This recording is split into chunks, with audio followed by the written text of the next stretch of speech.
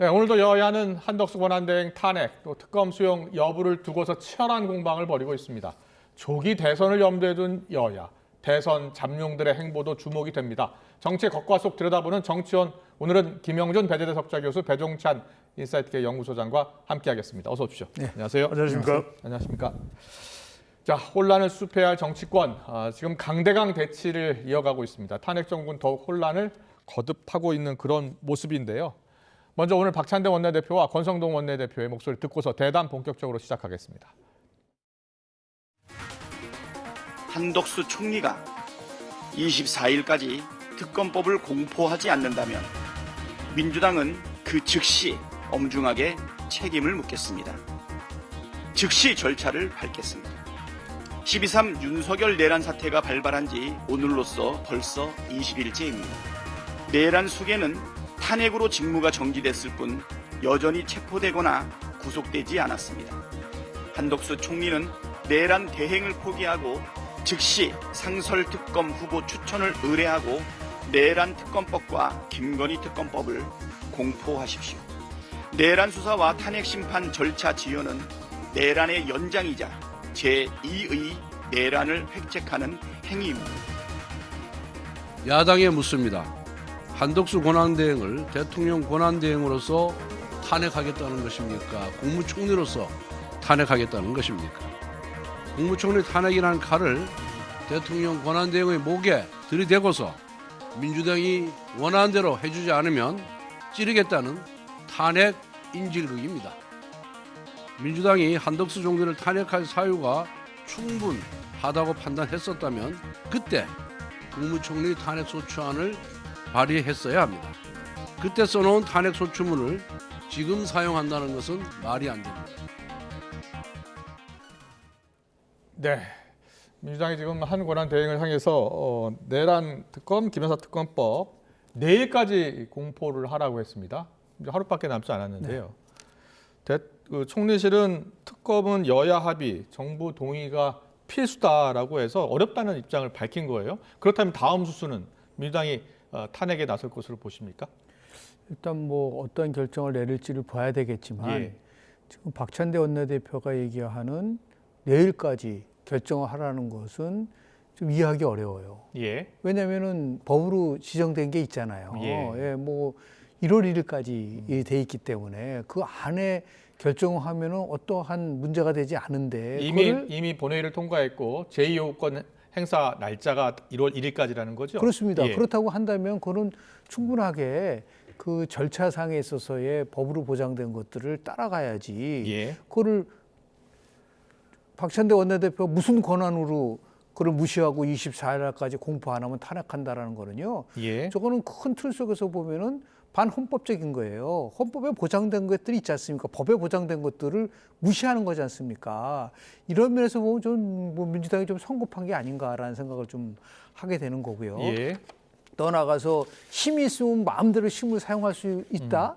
그 지금 윤석열 대통령이 힘을 가지고서 정말 말도 안 비상 계엄을 선포해가지고 이 지경까지 온 건데 본인들도 그런 면에서 봤을 때는 정확한 법적 절차에 대한 것을 준수해야죠. 그렇지 않고 그냥 힘이 있다고 해서 무조건 힘을 사용하겠다고 얘기한다고 하면은 글쎄요. 그게 과연 국민들로부터 어떠한 평가를 받을지는 모르겠고 또 하나는 지금은 현 시점에서의 한덕수 국무총리는 권한 대행이죠. 그러니까 예를 들어서 국무총리 때에 탄핵하는 거와 현 시점에서는 권한 대행이라고 한다면 그거를 국무총리 거를 가지고 탄핵을 소추하겠다고 한다는 게 또 이게 법리 논쟁으로 또 빠져버릴 수가 있는 부분인데 왜 그렇게 오히려 민주당이 그런 식으로 몰고 가느냐라고 사람들이 물어보면 결국은 탄핵 시기를 빨리 하기 위해서 그런 게 아니냐라는 그런 의심을 받을 수밖에 없기 때문에 제가 볼 때는 민주당이 조금 이 부분에 대해서는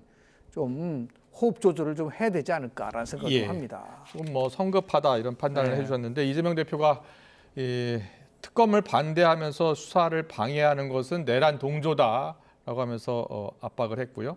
반면에 권성동 원내대표는 탄핵 인질극 아니라면서 비판을 하고 있어요. 배 소장께서는 어떻게 보세요? 그러면 지금 이 상황을 해소할 수 있는 방법이 없을까요? 예. 그러니까 참 답답하다는 겁니다. 예. 다른 우리가 경제 또는 문화 이쪽에서는 얼마든지 콘텐츠를 만들어내거든요. 네. 그러면 지금 상황이 정말 비상시국이지 않습니까? 그러면 헌법재판소의 시간이고 또 권한대행 정부의 책임이고 또 국회의 역할은 조정, 중재, 협의를 해야 되는데 더불어민주당도 절대로 해서는 안 되는 것은 헌법과 법률을 넘어서는 압박입니다. 압박을 하지 말아야 됩니다. 하지만 우리 시간을 통해서 계속 강조했던 것은 뭐냐면 어떤 행위든지 내용과 일정이 있어야 됩니다. 그러면 예. 한덕수 권한대행은 이야기하면 됩니다. 1월 1일까지가 법률상 이 국무회의에서 이 법안을 검토할 수 있는 시간이기 때문에 예. 31일 처리하겠다. 일정을 밝히면 됩니다. 그러면 압박도 하지 말아야 되고 모호하지도 말아야 됩니다. 예. 그러면 헌법재판관 추천에 대해서는 언제까지는 하고 대략 그러면 29일과 30일 사이에는 검토하겠습니다. 라든지 일정을 이야기해야 됩니다. 예. 지금 외국인 투자자들이 볼 때 또 외국이 볼 때 제일 우리를 불확정하게 보는 건 뭐냐면 일정이 없다라는 거예요. 일정을 정확하게 이야기해야 됩니다. 이따가도 말씀드리겠습니다만 윤석열 대통령도 지금 헌법재판소에서 뭔가 묻는 일정이 있지 않습니까? 예. 또는 수사기관에서 묻는 일정이 있지 않습니까? 답변하면 돼요. 당장은 답변할 시간이 안 된다. 그러면 27일에서 29일 사이에는 답변하겠다. 그 이유는 무엇 때문이다. 제가 늘 드리는 말씀입니다. 세상 만사가 내용과 일정이 있습니다. 왜 우리 정치는 없죠, 이게? 그러니까 내용과 일정을 밝히면 다 해결될 문제를 이것을 안 하기 때문에 문제가 되는 것이죠. 예. 내란 혐의 관련 수사 같은 경우에 지금 검찰 수사, 경찰 수사, 공수처 수사 그리고 서로 신병 확보 경쟁도 하고 이렇다 보니까 수사가 제대로 진행이 잘 안 되고 있다는 거예요. 그래서 뭔가 좀 특검을 통해서든지 단일화하고 좀 이렇게 종합적으로 통합할 수 있는 수사처가 필요하다는 생각은 다 하고 있는 것 같아요. 그렇죠. 예. 그래서 지금 뭐 우리 수장님 말씀하신 것처럼 제일 중요한 거는 일정을 밝힐 필요 없어요. 예. 아니 헌법과 법률에 따라서 12월 31일까지 하게 돼 있는데 그 예. 일정을 밝힐 필요가 뭐가 있습니까? 그 자신들의 판단에 의해서 우리는 언제 국무회의가 열리고 국무회의가 지금 2번 열릴 거라고 예. 예상을 하고 있지 않습니까? 그때 발표를 하겠다라는 거는 우리가 알고 있죠. 그 정도를 못 참나요?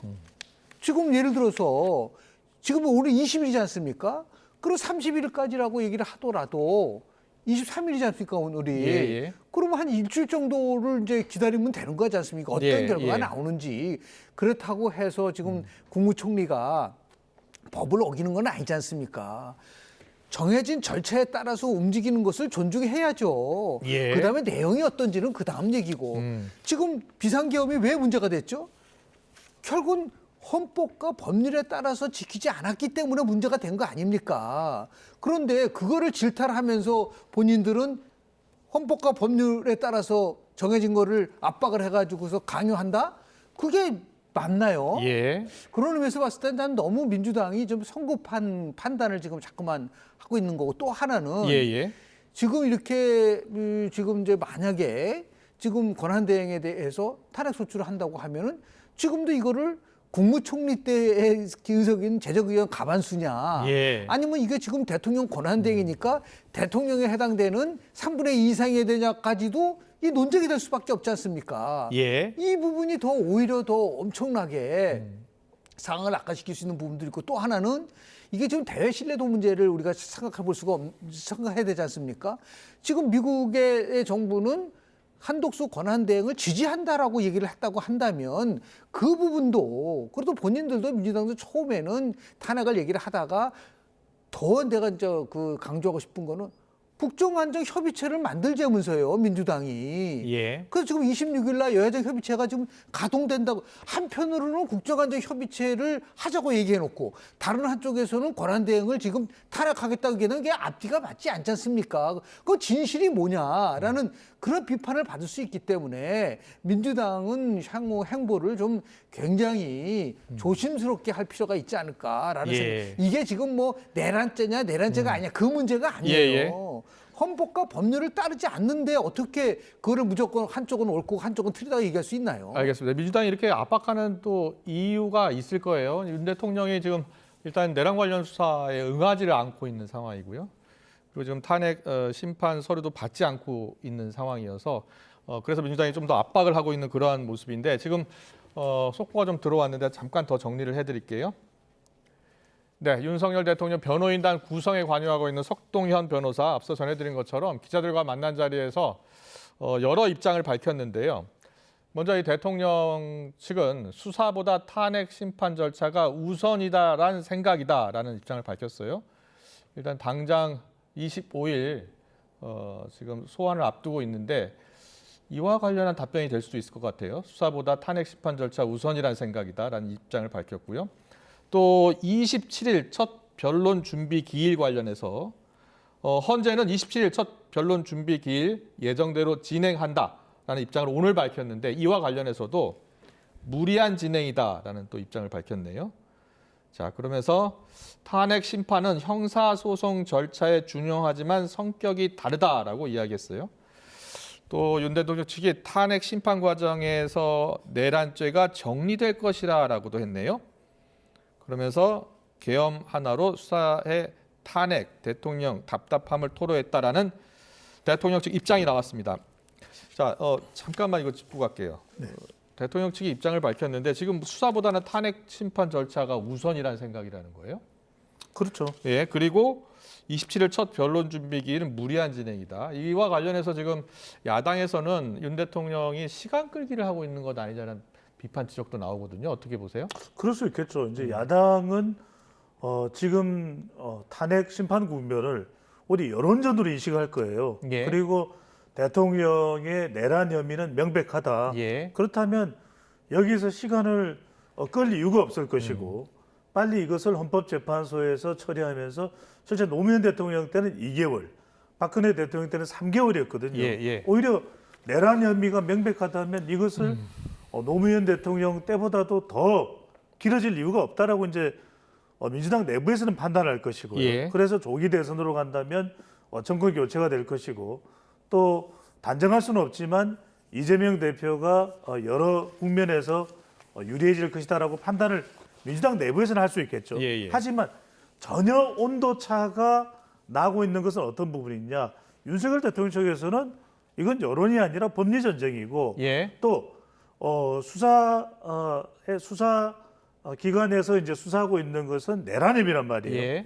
내란 혐의는 김행국께서도 아시겠습니다만 이것이 인정이 되면은 사형 내지 무기징역입니다.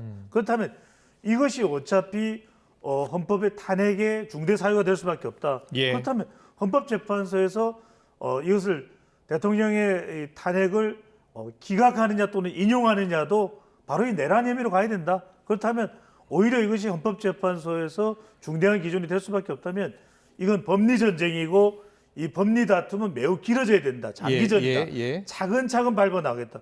이러니까 시간적인 측면에서 완전히 이 민주당의 시각과 윤석열 대통령의 시각이 엇갈리고 있는 것이죠. 예. 김현주 교수께서는 대통령 측의 오늘 입장을 어떻게 보셨어요? 수사보다는 탄핵 심판 절차가 우선이다라는 생각이다. 그리고 27일 첫 변론 준비 기일 무리한 진행이다라는 입장이에요.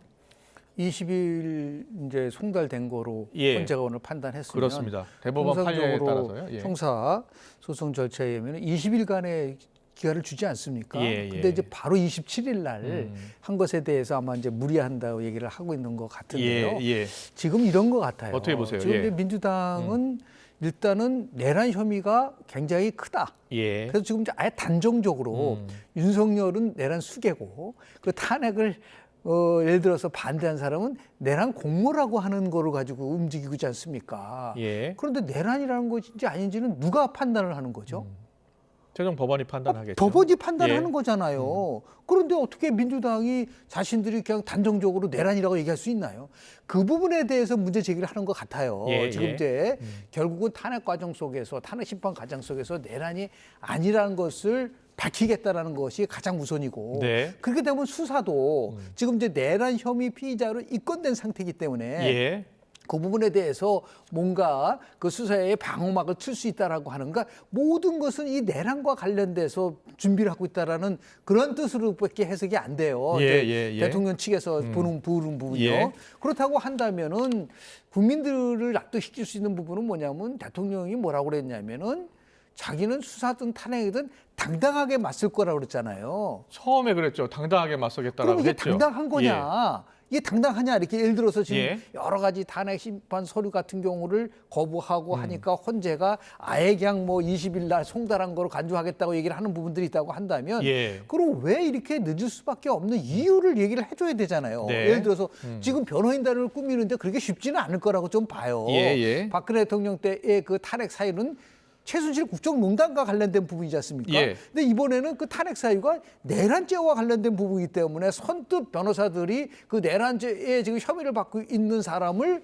변호인한다는 게 쉽지는 않을 거라고 저는 봐요. 예. 그러니까 이 변호인단에 대한 구성 문제를 포함해서 여러 가지 문제점을 얘기를 해야 되는데, 그렇지 없이 그냥 딱 수를 거부하고 계속해서 뭔가 지연할 것 같은 느낌을 주니까 네. 당연히 이제 이거는 재판 지연을 하려고 하는 것이고 예. 다른 뜻으로 가는 게 아니냐라고 하면서 이제 예를 들어서 그 압박을, 이 특검을 하게 되면은 빨라질 수도 있고, 네. 그래서 이제 모든 수사가 특검이 되면 그 한쪽으로 몰리지 않습니까? 일원화가 되기 때문에 거기서 새로운 사실도 나오고, 이것이 그 탄핵 심판을 할 때 나름대로 증거 자료를 사용할 수도 있고 등등 여러 가지 부분이 있기 때문에 예. 이 특검에 대한 부분들을 이제 민주당은 이제 압박하는 것이고, 예. 대통령 측에서는 이거는 결국 내란이라고 단정 짓지 마라라고 하는 것을 함축하고 있는 게 아닌가라고 해석해 볼 수 있습니다.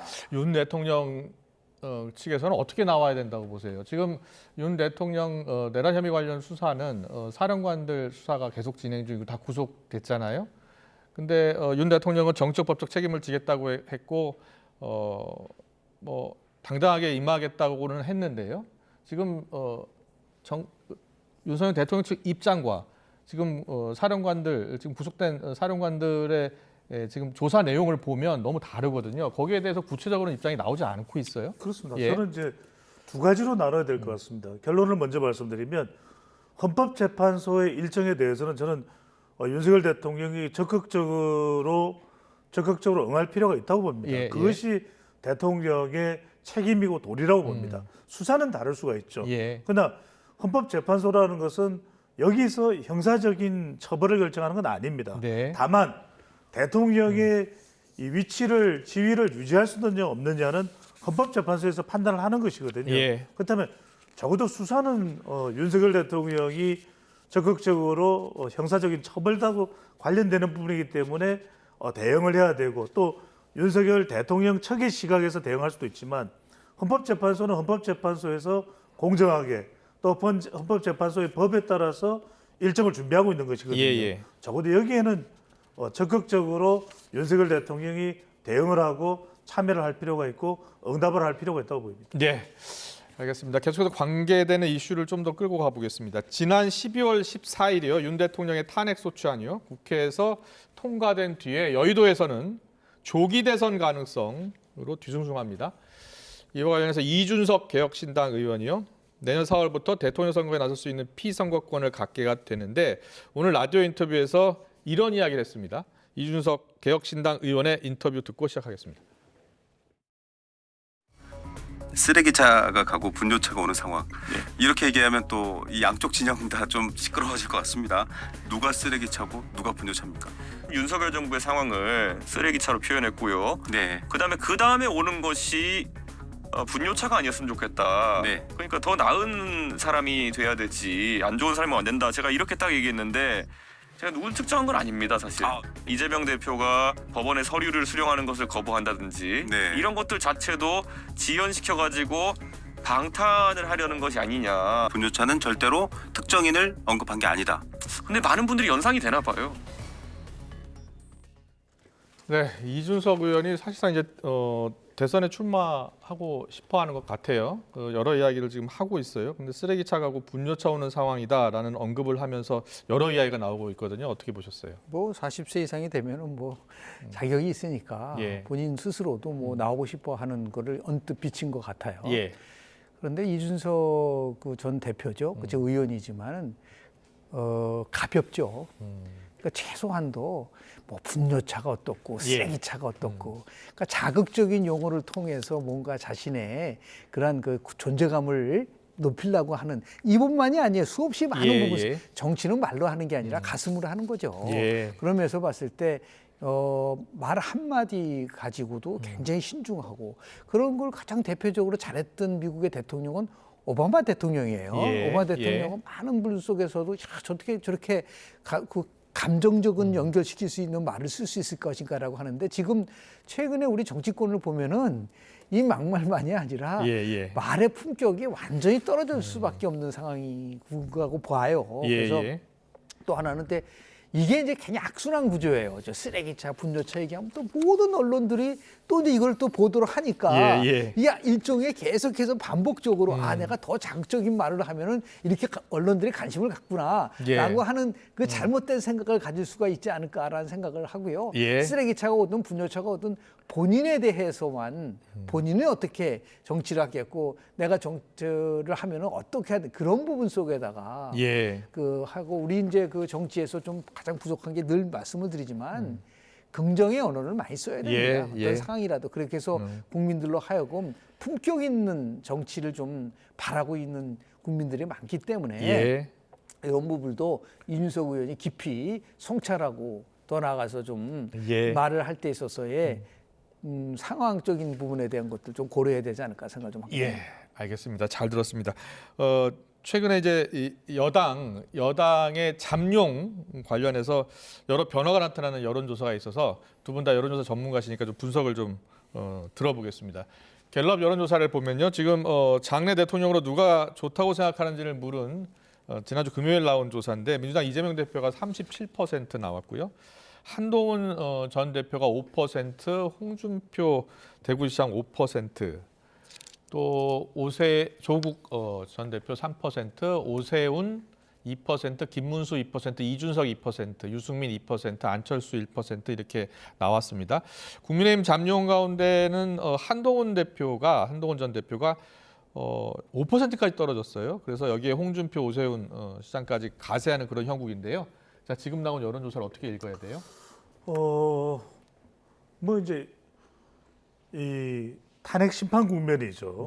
말하자면 지금 화면에 보시는 이 장내 정치 지도자 선호도가 차기 대선의 현주소라고도 할 수 있겠죠. 지금 당장은요. 여기에서 우리가 설명할 수 있는 네 글자는 이부 여침이죠. 이부 여침, 이부 고침으로도 설명될 수가 있고요. 이재명 대표는 정치적인 반사이익을 잔뜩 얻어서 부상했고 여당 그리고 보수 차기 후보자들은 침체돼 있는 이런 상황이 그대로 고스란히 투영돼 있는 조사 결과죠. 한 가지 이제 짚어보면 한동훈 전 대표는 불과 이제 총선 무렵만 하더라도 이재명 대표와 자웅을 겨뤘어요. 그런데 이른바 윤한 갈등의 이 고난의 행군을 거치면서 그리고 이제 전 대표로 쫓기듯 나가면서 사실상 이제 경쟁력이 상당히 잠식당했다. 실제 이 조사에서 그래프로는 안 나타나지만 국민의힘 지지층에서도 홍준표 18, 한동훈 16. 그러니까 국민의힘에서도 절대 이 정말 타의 추정을 불허할 것이라고 예상됐던 또 희망했던 한동훈 전 대표가 이 탄핵 소추 가결 국면을 거치면서 상당히 경쟁력이 약화됐다 이렇게 이제 볼 수 있는데 또 한편으로는 지금 당장 보수 후보들이 이재명 대표에게 맞설 후보가 없다고 이렇게 판단되면서도 한편으로는 이 조사에서 민주당 지지율은 48%거든요. 그런데 이재명 대표의 지지율은 또 37%입니다. 왜 민주당의 지지층들이 다 안 들어왔을까? 11%포인트가 안 들어왔을까? 이건 상당히 전체 100%로 봤을 때요. 이건 또 이재명 대표로서는 상당히 또 신경 쓰이는 대목일 수밖에 없거든요. 그렇군요. 주로 이제 2030 세대 중도층에서도 깊숙이는 유입되지 않았다. 이걸 이제 대체적으로 해석을 할 땐 재판 리스크 아니냐. 이 부분을 결과적으로는 아무리 탄핵 국면이긴 하지만 어떻게 이재명 대표가 털어내느냐가 또 관건이겠죠. 알겠습니다. 그 장례정치 지도자 손에 우리는 안 나왔지만 네. 저게 자용답이거든요. 아, 그렇군요. 예. 읽어주고 하는 게 아니라 자용답이기 때문에 그런데 무응답층이 몇 %로 나왔죠? 무응답이 몇 %였어요? 35%입니다. 35%요? 예, 그러니까 상당히 예. 높은 부분인데요. 그렇군요. 지금 뭐 이 표로 봐서는 뭐 이재명 대표 독주 체제라는 예, 것에 예. 대해서는 뭐 논란의 여지가 없어요. 네, 이게 여당 대표, 여당 주자들의 추락 뭐 이런 보도가 뭐 그럴 수도 나오고, 있겠죠. 그런데 지금 뭐 소장님 말씀하신 것처럼 정당 지지율이 48%다, 37%다라고 얘기를 하잖아요. 예, 예. 지난 2016년도에 비슷한 상황 속에서는 어떤 결과가 있었냐면 당시 문재인 후보하고 예. 바깥에 있는 반기문 총장하고 거의 같았어요. 예. 박근혜 대통령이 탄핵을 당했어도 예. 그러니까 그 안에 있었던 당시에 예, 그 예. 새누리당 후보들은 저 정도로 굉장히 낮았었던 부분인데 아. 제가 관심 있는 부분은 예. 뭐였었냐면요. 저 조사에서는 지금 안 나오고 있지만 무당층에서 몇 프로 나왔을 것 같아요? 몇 퍼센트 저 나왔습니까? 지금 예. 48%입니다. 예, 민주당이 예. 24%가 이제 국민의힘이에요. 무당층이 몇 %냐면 21%로 나왔어요. 아. 그 한국갤럽 조사에서 예. 무당층에서 이재명 대표의 지금 지지도가 선호도가 얼마 나올 것 같아요? 얼마나 나왔습니까? 저 못 봤습니다. 7%입니다. 7%요? 7%. 그리고 더 나가서 한동 6% 나왔는데 예. 그 무당층에서는 무려 73%가 대답을 안 했어요. 예. 그러니까 그 말은 뭐냐면 지금 이재명 대표의 독주 체제인 거는 맞지만 예. 그 내용을 보면은 상당히 아직까지도 결정하지 못한 부동층들이라든지 네. 이것이 존재하고 있기 때문에 앞으로 상황이 어떻게 전개되느냐에 따라서 예. 얼마든지 요동칠 수 있는 부분들도 있고 지금 뭐 저 정도 나오는 거는 뭐 어떤 면에서 보면은 굉장히 그 뭐 이례적인 게 아니라 지금 예. 뭐 거의 뭐 폐허가 된 국민의힘으로 봐야 되지 않습니까? 예. 거기에 있는 저 후보 잠재 후보한테 표가 나온다는 거는 거의 이제 불가능한 건데 알겠습니다. 이거를 앞으로 어떻게 지속 가능에 끌고 가느냐가 이제 더불어민주당에 있어서의 핵심적인 사항이지 않겠는가라는 생각을 좀 합니다. 네, 알겠습니다. 잘 들었습니다. 마지막 이슈 짚고 갈게요. 지금 정치권에서 성관이의 현수막 잣대가 지금 논란의 중심에 섰는데요. 성관이가 이재명은 안 된다는 내용의 현수막 게시를 불허하자 국민의힘이 성관이가 이재명 대표를 위해 사전선거 운동을 하는 거냐면서 반발했는데요. 김용빈 성관이 사무총장의 목소리 듣고 오겠습니다. 내란 공범이라는 현수막은 괜찮다고 하고 이재명은 안 됩니다 하는 현수막은 안 된다고 세 차례 얘기를 했죠. 그 이유는 조기 대선 가능성이 커졌고 이재명 대표는 대선 주자로 인식하는 상황에서 낙선 목적의 사전 선거 운동에 해당할 수 있다는 이유라고 하는데요. 전체적으로 볼 때는 너무 이른 섣부른 결정 아닌가 싶은 생각이 듭니다. 탄핵소추 의결전 제명과 감옥 가자 같은 프랜카드는 정치적 표현의 자유 영역 안에 있다고 해서 허용을 했었고요. 사전 선거운동에 대한 그 조문만 가지고 판단해서 그렇게 질문에 대한 답변이 나온 것 같습니다. 긴급 안건으로 위원회의 의결을 통해서 여러분들에게 그 유권적인 해석 그 기준을 밝히도록 하겠습니다. 현수막 불허 논란까지 불거졌더라고요. 예. 중앙선관위 저걸 보면서 예. 그 발상 자체가 참 독특하다. 저게 두 가지를 전제하고 있는 거거든요. 예. 일단 조기 대선이라는 거를 전제를 하고 있고요. 예, 예. 그렇기 때문에 조기 대선이니까 앞으로 선거에 나올 유력한 대권 후보가 이재명 후보이기 때문에 이거는 사전 선거 운동이 된다는 부분들이 예, 있고요. 예, 예. 두 번째는 뭐냐면 지금 이재명 대표가 어떠한 경우라도 대통령 선거에 나올 수 있다는 걸 전제를 하는 거 아니지 않습니까? 지금 선거법 일심 끝나고 나서 633 원칙에 따르면은 예. 5월 달까지 예를 들어서 예. 어떤 결론이 나올지도 모르는데 마치 그걸 기정사실화 시킨 거잖아요. 나온다. 그걸 전제로 해서 저렇게 불허를 했다는 걸 보고 저는 한국선거학회회장을 오래 했었어요. 예, 예. 그동안 제가 알았던 중앙선관위원회가 아니에요. 중앙선관위는 독립적인 헌법기관입니다. 예. 그런데 자꾸만 어떠한 특정 세력에다가 뭔가 좀 그 정사된 모습을 보인다고 한다면 예. 그 독립성과 자율성이 훼손될 수밖에 없는데 문제는 뭐냐면 이번만이 아니잖아요. 예. 지난 2021년도에도 그렇고 2020년도에도 그렇고 계속해서 내로남불은 안 되고 위선이라고 불허한다 그랬거든요. 그러니까 어떤 농담까지 있었냐. 중앙선관위가 더불어민주당이 내로남불이고 위선이라는 걸 인정한 거구나라고 할 정도 이래서 왜 자꾸만 이런 식의 그 논란으로 빠져들어가는지 참 이해하기가 어렵고 예. 독립적인 헌법기관으로서의 위상을 다시 한번 되찾을 수 있도록 아주 굉장히 치밀하고 예. 그리고 아주 공정하게 일을 처리해야 되지 않을까라는 생각을 합니다. 네, 오늘 선관위가 이제 섣부른 결정이다라고 하면서 오후에 긴급 안건 회의를 통해서 유권 해석의 정확한 기준도 밝히겠다라고 했습니다. 근데 이 말씀을 드려야 될 것 같아요. 중앙선관위 통제가 어렵습니다. 예. 왜냐하면 이미 현수막 공해예요. 지금 온갖 동네에 내걸려 있는 그 현수막을 달가워할 사람 몇 명이나 될까요? 그 여론조사부터 빨리 중앙선관위가 하시라.